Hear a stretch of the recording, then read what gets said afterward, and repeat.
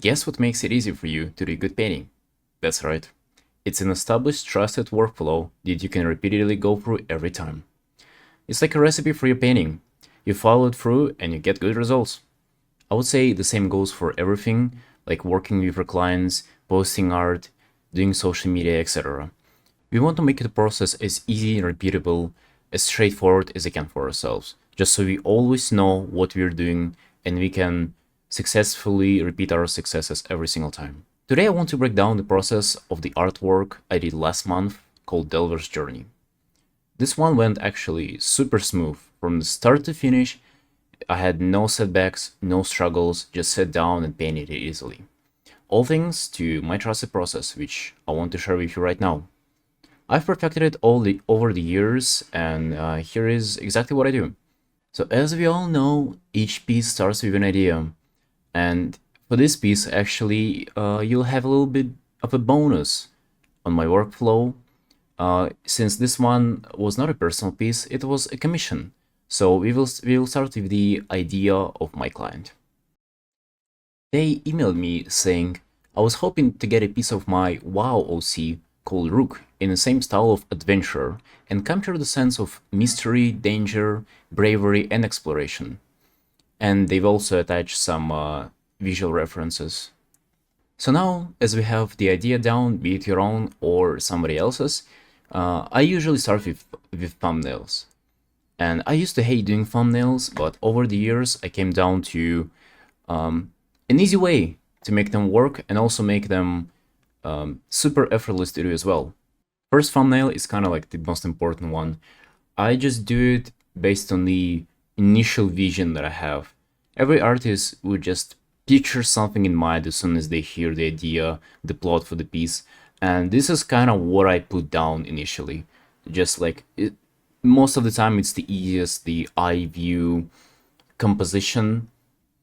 And then to go from this to pick other thumbnails, it's actually something that I had a lot of trouble with. Like, what else, like besides this one, the initial idea, what else do you have?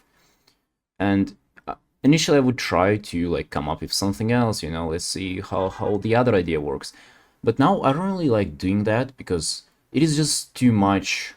It just feels like too much effort, and I don't like things feeling difficult for myself. So what I decided to do is just to pick literally the same one. I'll just redo the first thumbnail, but from a different point of view. And you can see here, thumbnail number 2 was kinda with a more of a bottom-up view compared to the first one being an eye level. And the third one being a top-down view. So we're pretty much just rotating the camera. Meanwhile, we're getting a totally different feel, totally different look for our piece. And yes, these are super rough. Like you're barely able to understand what's going on, and that is actually also on purpose because I only give myself about an hour to do these thumbnails because at this point and in this stage of communication with my clients, I usually don't request the payment. So I kind of ask for their description of the idea, and then I do thumbnails up front without no payment. And I'm somewhat vulnerable in this position where they can just turn down the commission process or like just completely ghost me, and I would end up just spending this hour on the thumbnails and the time I communicate with them for nothing. But I kind of accepted that as a reality. I feel like it's a good gesture to give something upfront for my clients so they know that I'm serious about the project. And yeah, that's kind of like what I've done over the years. And of course, I've had people like just abandon illustrations on the stage, but I feel like it's all right. Like it just 1 hour doesn't hurt to do some thumbnails for an hour. Not a big deal. Moving on from the thumbnail stage, my client has picked the first option, which is the one that I came up with initially. My next step is just putting down flat colors, establishing some initial values, and ultimately setting up the value composition in the scene. To me, this is the most enjoyable part of the process because every single brushstroke that you make in these initial stages of the piece, they all make a difference. Every single time you press the stylus against the tablet, it is meaningful, and you can see the change visibly after every single brushstroke. I immediately knew that for this piece, for me to establish the sense of mystery and exploration, I would probably have to set up light coming from the torch as a primarily light source, and then of course have the ambient, more cooler light hitting the character from the other opposite angle. And as I'm laying this down, I'm also trying to explore what I can put into the background, since thumbnail has contained nothing of that source, so I'm just trying to improvise, at the same time updating my client once in a while and seeing what they think about it. In this piece you can see that I initially started with just a cave, no secondary entrance on this piece, and the canvas itself was actually quite more narrow. But through the process I discovered that it would be pretty cool to have just another path in this delve that our character could probably came from or go towards, like in their journey.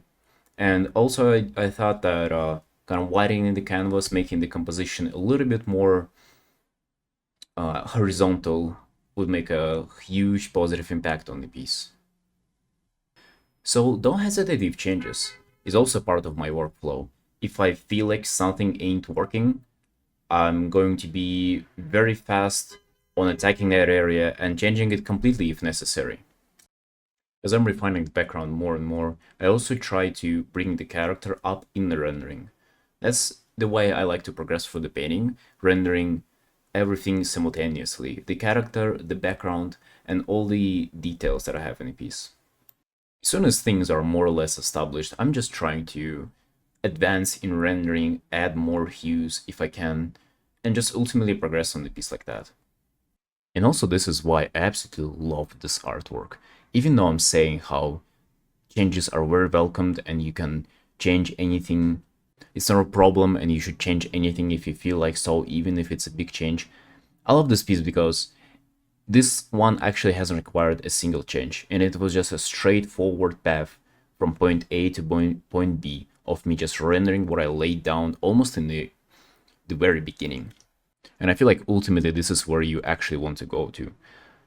Always be sure of what you're doing and never even doing any changes to begin with, because your initial draft was so good to begin with.